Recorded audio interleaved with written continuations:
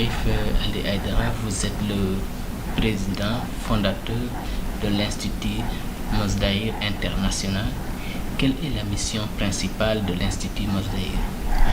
Alors, avant tout, je voudrais vous remercier d'être venu ici à l'Institut Mosdaïr International et remercier aussi le directeur du journal Le Soleil et tout le personnel du Soleil et vous encourager aussi pour tout ce travail remarquable que vous faites pour le pays. En réalité, l'Institut Mosdaïr International, c'est une ONG. D'abord, au départ, Mosdaïr, c'est une communauté. Et au sein de la communauté, on a créé une ONG qui va être un outil pour la communauté. Et l'ONG fait que du social. On intervient dans le domaine de l'éducation, santé et développement. Donc, moi, je suis né dans le sud du Sénégal, à Darou Hidjratou, et j'avais constaté que chaque année, il y avait de la famine. D'ailleurs, on appelait cette période-là la période de soudure. Et donc, ça a marqué mon enfance. Et finalement, je réfléchissais sur cette question, comment il faut faire pour aider, pour changer la situation. Et finalement, avec le temps, avec les recherches, j'ai compris que ce sous-développement dans nos régions était mental et multidimensionnel. Et donc, c'était difficile pour moi de comprendre qu'il y ait de l'eau, qu'il y ait de la terre fertile et que chaque année, les gens meurent de faim. Donc, c'est pour toutes ces raisons-là que j'ai décidé de créer l'ONG. L'ONG intervient dans beaucoup de domaines. On fait la protection de l'environnement. Au passage, je vous dis que l'Institut Mosdaïr, on a planté plus de 3 millions d'arbres au Sénégal. Et en même temps, on a construit des écoles pratiquement dans tout le pays. Alors, ces écoles, on a construit les écoles, pourquoi? Parce que tout simplement, on a constaté qu'il y avait un sérieux problème avec la mendicité des enfants dans les villes. Et moi, j'ai réfléchi et j'ai essayé de réfléchir et de trouver une solution. Et on a constaté que tous les enfants qui vont à l'école coranique, ils vont aller au Fouta, en Mauritanie, ils vont étudier le Coran. Et quand ils reviennent, ils ont mémorisé le Coran, ils ont appris le Coran, mais ils ne peuvent pas avoir un emploi avec ça. Et ils n'ont pas de débouché. Alors, et souvent même, ils ont mémorisé le Coran, mais ils ne savent même pas, ils ne comprennent pas la signification des versets du Coran.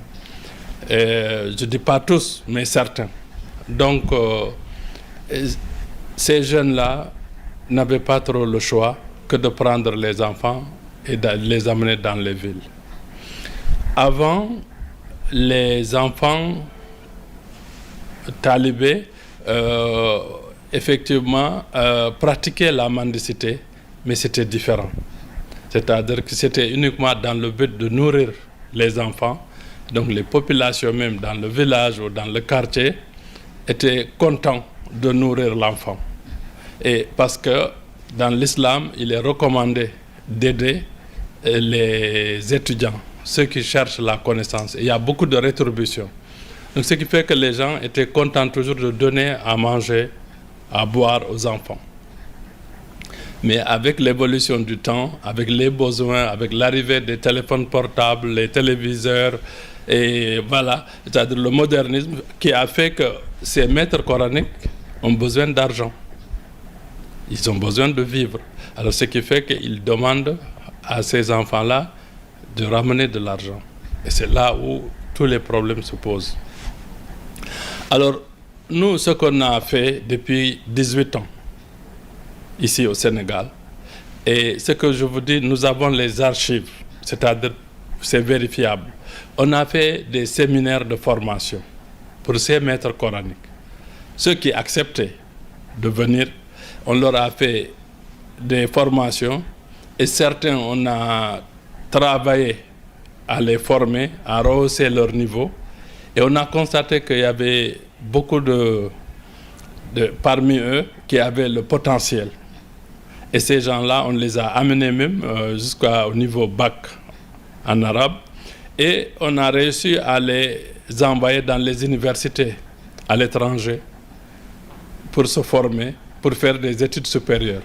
Aujourd'hui, nous avons des jeunes comme ça qui sont à Strasbourg, qui sont en France, c'est des gens qui ont fait leur doctorat en Suède. Et il y en a qui sont dans les pays arabes, qui sont en train de faire des études supérieures. Alors que ils étaient destinés à être tout simplement des maîtres coraniques qui envoyaient des talibés dans la rue.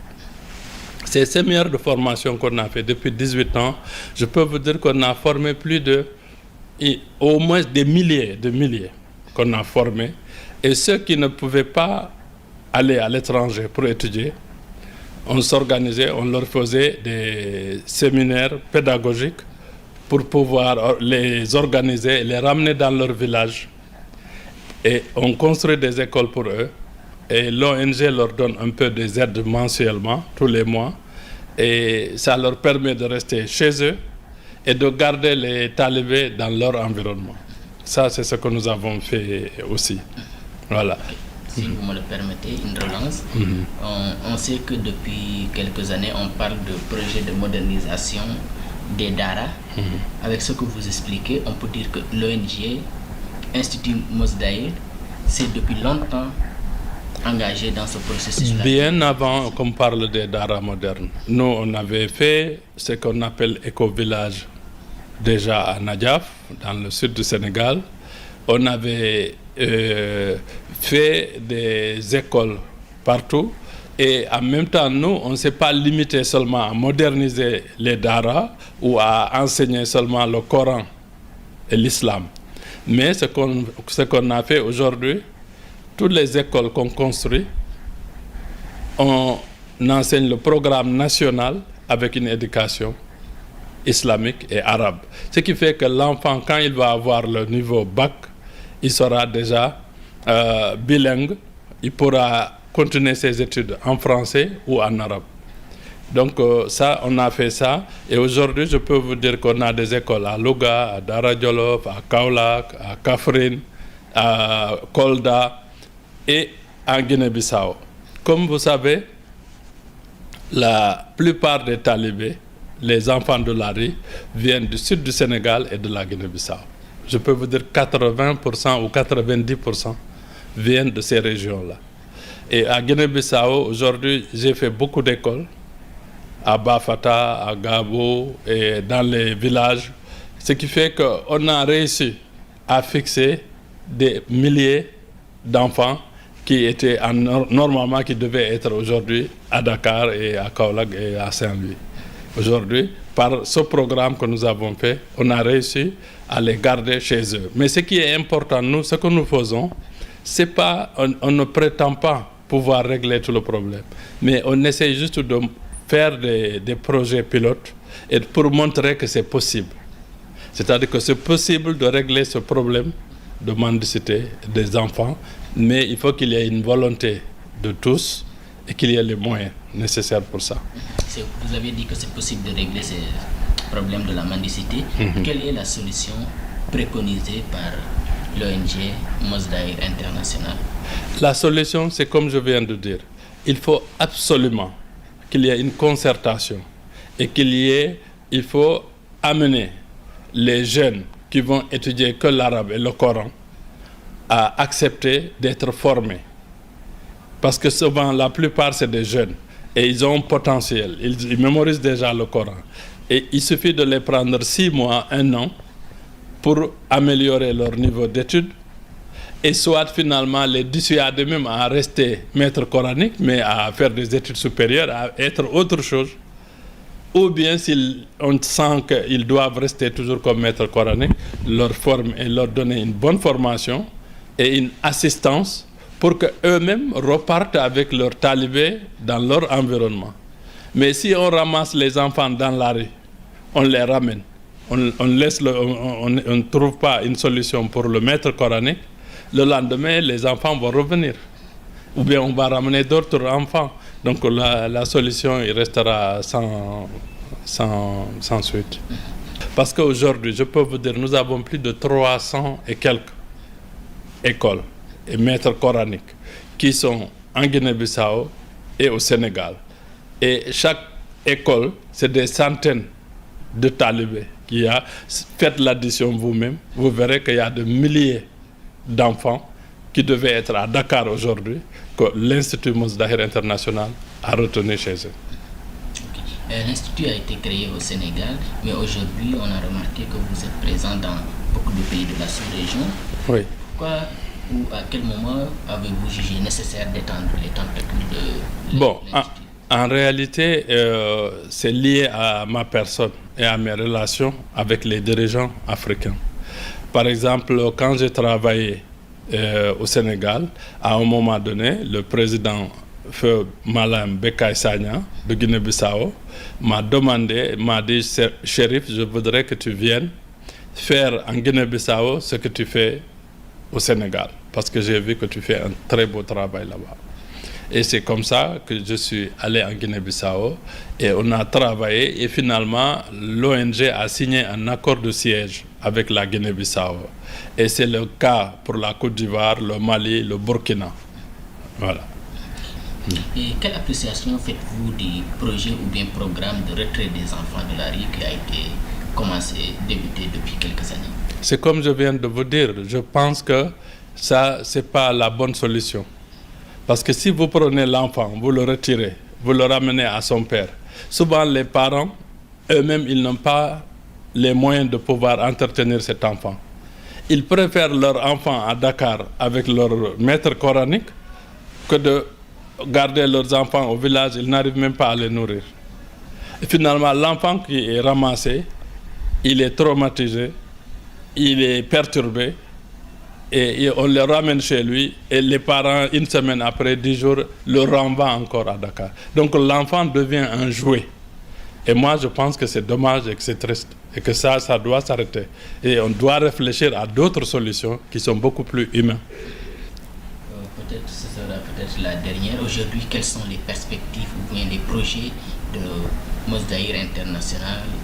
De grands projets. Aujourd'hui, je vous dis déjà, on a construit un centre d'accueil. Un centre d'accueil à Kolda et qui peut accueillir jusqu'à 600 enfants.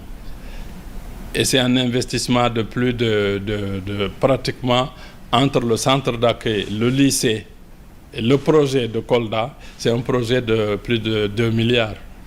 Sans compter que nous avons aujourd'hui, en train de faire un grand dara moderne à Tivaouane Peulh. C'est-à-dire où on peut amener les enfants, ils peuvent mémoriser le Coran, mais après la mémorisation du Coran, on va les orienter pour leur permettre de faire des études de qualité et supérieure et qui vont leur permettre demain d'être des cadres compétents. Voilà. Donc ça c'est...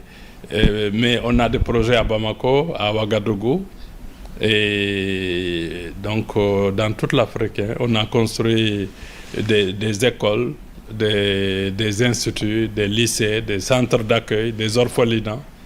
Et donc on a un grand projet à Zakmbao où on est en train de faire un complexe d'éducation et de formation professionnelle. Et nous avons un grand projet aussi de faire un siège pour la communauté, pour l'ONG, mais dans ce siège-là, on a prévu de mettre une université, un hôpital, des écoles publiques.